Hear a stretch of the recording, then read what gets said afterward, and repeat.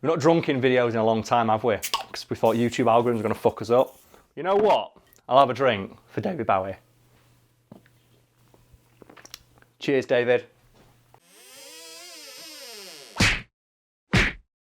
David Bowie was a fucking legend, and there's no way that I could condense his 5-decade-long career into a single video. So instead I'm going to tell you a single story that I think encapsulates the kind of man David Bowie was. That time, he wore a dress just because. I believe I might be of service.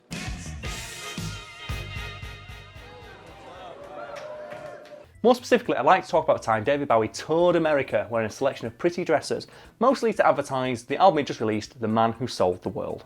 What's a dress got to do with the man who sold the world? Well, for anyone who doesn't know, on the British version of that album, David Bowie is pictured wearing this dress. However, for American fans, you might not know that he did, because you got this version, which is much shitter. I'm not sure of the exact reason why they didn't use the picture of David Bowie wearing the dress, but my running theory is that it just simply wasn't safe to export that level of swag back then. Since then, our swag exporting methods have got more refined, so you could possibly get that version in America, but I'm still pretty sure they have to ship in that protective casing. You've got to protect the world from David Bowie. A lot of permits have to be gone through, don't they? For David Bowie, yeah, to export David Bowie levels of swag, it's unreal. David Bowie was fucking amazing. I love David Bowie. That man was just like one of the sexiest people ever. My favourite thing about David Bowie is that in Labyrinth, just like his costume's got the big dick bulge. For no reason. For no reason, it's got a big dick bulge. To be for no reason. Are you sure it wasn't just not a dick, but just to house his giant dick? My favourite bit though about that entire movie is, do you know what fans of the film refer to as David Bowie's dick bulge? What? They call it the area. In what sense? In the sense that you're leading her towards the castle. No. It's just this nebulous crotch area is just here. As well, like, how fucking annoyed were you when you found out that the contact juggling in that movie wasn't done by David Bowie? Was it not? Did you not know that? No! Oh no! Oh, I'm sorry. For people watching, in the film Labyrinth, David Bowie is like, I don't know, some creepy space wizard, like sexy space wizard goblin man. And to show that he's all weird and like mystical, he contact juggles some steel balls. It's a crystal. Nothing more. But if you turn it this way, look into it, it'll show you your dreams. But David Bowie couldn't do that. And in interviews, when they asked him, oh, so, how did you get so good at contact juggling, Dave? He's like, that wasn't me. Apparently they just got an expert contact juggler to put his arms like that, and they stuck their arms through the coat and went like that and did it for him.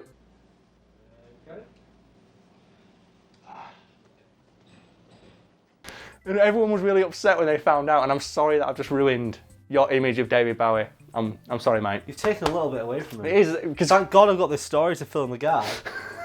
what is he in that movie? Is it the Goblin He's the King? Goblin King, I think, yeah.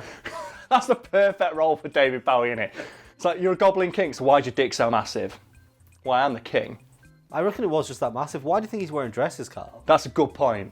We talked ourselves out of doing the Superman dick bulge. Want to know how to do Bowie dick bulge? Bowie's dick bulge would beat up Superman's dick bulge. In a fight between the two dick bulges, Bowie's would win. Because Bowie's the only one that I think could glow. So, do you know what, when you see the outfit, doesn't it look like the one from Electric Six's, is it Gay Bar? The one where is it Gay Bar or High Voltage? Yeah. Where he's got the glowing codpiece. That's what I imagine that outfit was originally designed to do, but he never does it. Danger. High voltage. Reminds me of that scene from the Blackadder, the first season, where he's deciding on the codpiece to wear. Let's go with the Black Russian.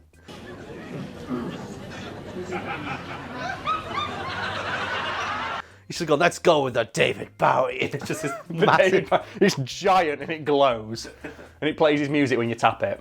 Oh, Christ. They should sell that. I would buy that codpiece. Usually when I hear David Bowie songs, I just slap my dick, so...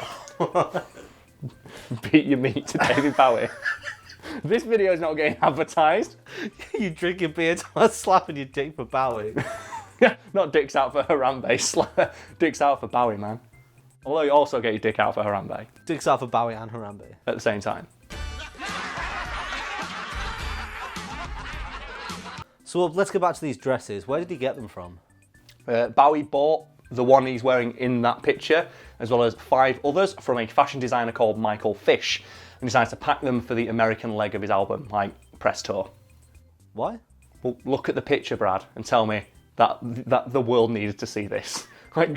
Like Bowie put that dress on and went, Like, it's not even for me anymore. Just more people need to see this.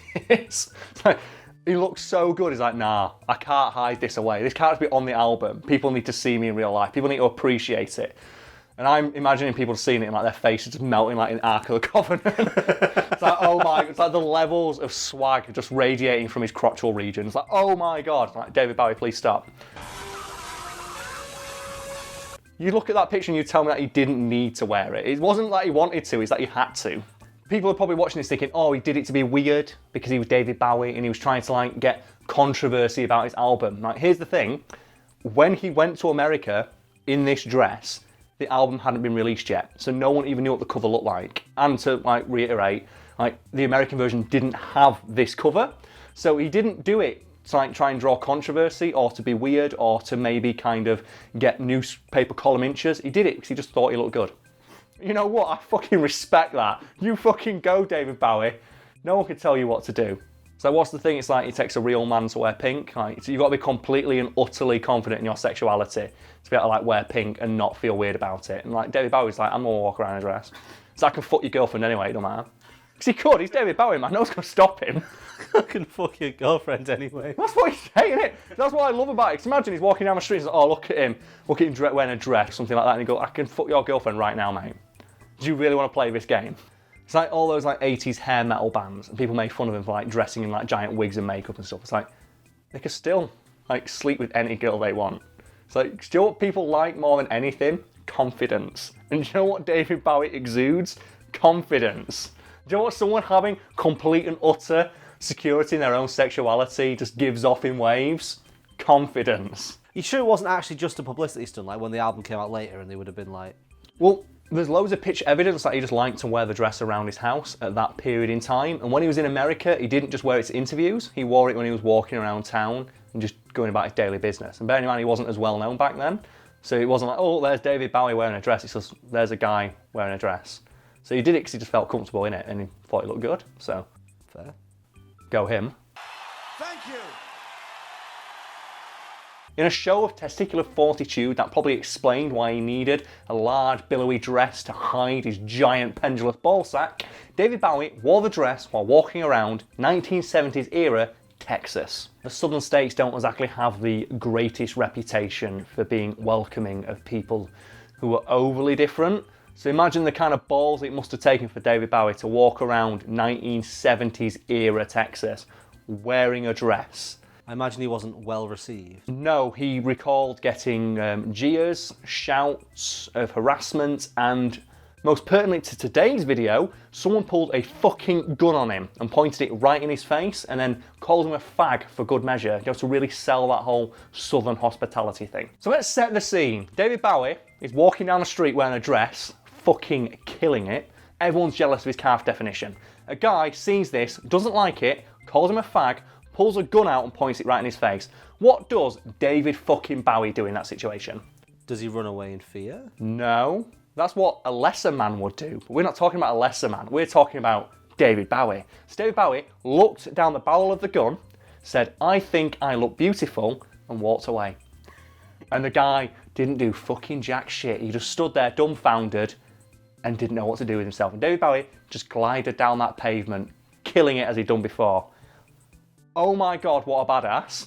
And in my head, like, even if he'd shot David Bowie, it wouldn't have killed him. Because in my head, David Bowie's like a unicorn from Harry Potter, where he's so pure and beautiful that guy killing him is a crime against nature itself.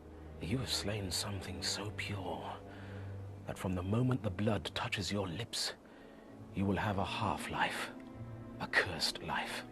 Like, if you shot him, he'd be bleeding out on the floor and his blood would be flowing out and he'd be making like flowers bloom out of nothing. It's like, oh, it's so pure, so beautiful, it like cures all wounds. And he's there like, don't feel bad for me, I'm now going home. And then God's like, oh man, sick, I guess I'll have David Bowie play a concert, it's gonna be great. Sick, awesome, man. And the guy who kills him just like withers into a skeleton because like the world can't handle him like robbing it of such purity. Is that your theory as to when celebrities die, that God just takes them back? I'm not an overly religious person, but I like to think that there is like an ethereal thing where souls and stuff go, and just In my own head, to make me feel better, when a celebrity dies, I imagine that when they were at the youngest and the strongest and at their best, they get taken to heaven and they play a concert or some shit. So I just like the idea in my head of like when Lemmy died. Because there was that period in like Lemmy died, David fucking Bowie died, and like then Prince died a couple months after. I just like to imagine that they're all going to heaven and they're playing a sick concert. And I just think it's a nice way to visualise the way someone dies. It's like when Bruce Lee died, God needed a bodyguard.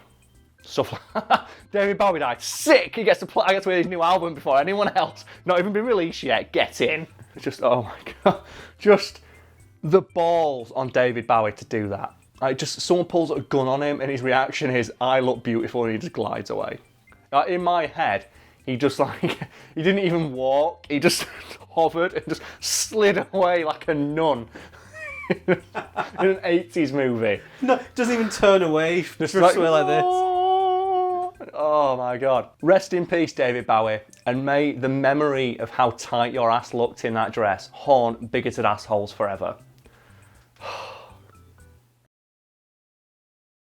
So I'd like to personally raise a glass to David Bowie, man, because that guy has got me mad fucking laid over the years, because David Bowie songs are a staple in my fuck playlist. So thanks for that, David.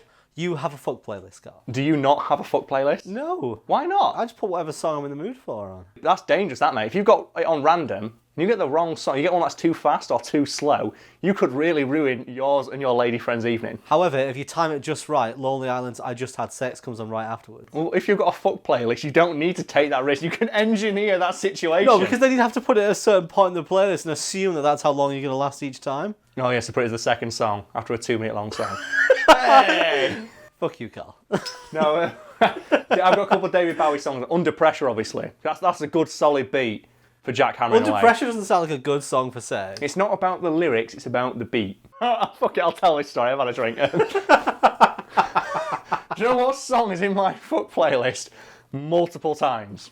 I can probably guess, actually. You can guess, because you know that I love the song Africa by Toto. And this is true. Like, you act like, people watching this probably don't like thinking, I'm making this up, he's doing it, 'cause it's a funny meme song like everyone. No, I fucking love this song. Brad can confirm it. Anyone who knows me in real life can confirm. I love this song. Don't you have a playlist that's just covers of that song? Yes, I do. That's also one of my fuck playlists. We were playing Cards Against Humanity once, weren't we? And we were playing like, you get the cards in your hand. It's like, oh, describe Karl's sex life, or describe a sexual encounter with Karl with the cards in your hand. And someone just put the Rhythms of Africa. Somebody who wasn't aware of this Wasn't as aware well. that I love this song and that I play it during set, and I lost it. I was down for the count for like how long? How long was I on the floor curled up laughing because it made me laugh that hard? You only stopped to put it on Sonos. I stopped to play the song. He didn't just play the song, he played the song on repeat, and we forgot it was there, and about an hour later we were like, is Africa still on? And you were like, yes it is, Brad. Africa is forever. Africa is eternal. But that David Bowie, some other stuff, I'm not going to share what's on there, man, because there's some hidden gems that like, they can either like kill the mood, or if it's the right girl, they can seal the deal. So I'm not going to share like some of the weirder stuff or something. But man, David Bowie and Africa are on there, and they've got me through some tough times. Let's do this, Karl. Worst song to come on during sex. Well, you could probably word that a bit better, mate, to be honest. Worst songs to come on during sex. Beat It. It's the bit where he's like, just beat it. But it's like, you know what, that does sound a bit easier, Michael. I will do that instead. Just something from Nightmare Before Christmas. What's this? What's this? There's white things in the air. What's this? What's this? Oh, this video is not getting fucking monetized. Oh, thank you, David Bowie. I've had some good times listening to your music, mate. Some real fucking good times. Literally some real fucking good times. That's for the comments. Worst song to come on during sex. Yeah, go on. Fuck it. Why not? Yeah, do that. Oh.